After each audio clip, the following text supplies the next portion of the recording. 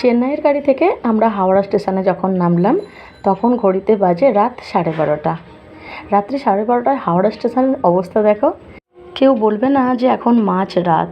চারিধারে বাবার ভক্ত, এক একটা দল এক এক ধরনের ড্রেস পরে যাচ্ছে, সবাই বাবার মাথায় জল ঢালতে, শেওড়াফুলিতে। এই প্রথম আমি হাওড়া স্টেশনে এত রাত্রে নামলাম। এখানে এনারা বস্তা বস্তা আকন্দ ফুলের মালার আকন্দ ফুল নিয়ে বসে আছে ট্রেনেতে যাবে বলে।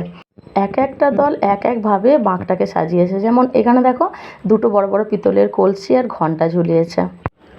এরা আবার বাঁকটাকে কালো পতাকা দিয়ে, জাতীয় পতাকা দিয়ে সুন্দর করে সাজিয়েছে। এক একটা দলে ভাগ করে এরা সবাই যাচ্ছিল শেওড়াফুলিতে নামবে বলে।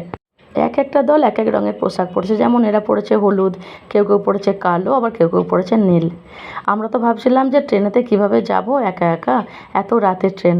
কিন্তু যখন ট্রেনে উঠি তো পুরো অবাক, সিটই পাচ্ছিলাম না। কোনো রকমে আমরা 2-3টে সিট ম্যানেজ করেছি। আর আমার তো চোখ মুখের অবস্থা দেখতেই পাচ্ছ। এই ট্রেনটা ব্যান্ডেল পর্যন্ত ছিল অল স্টপেজ। এবারে শেওড়াফুলি আসতে এই যারা বাবার ভক্ত সবাই নেমে গেল। খুব ভালো লাগছিল দেখে এদেরকে। আর আমাদের ট্রেনটা তো ব্যান্ডেল থেকে নন স্টপেজ ছিল বর্ধমান পর্যন্ত, আবার বর্ধমান থেকে দুর্গাপুর।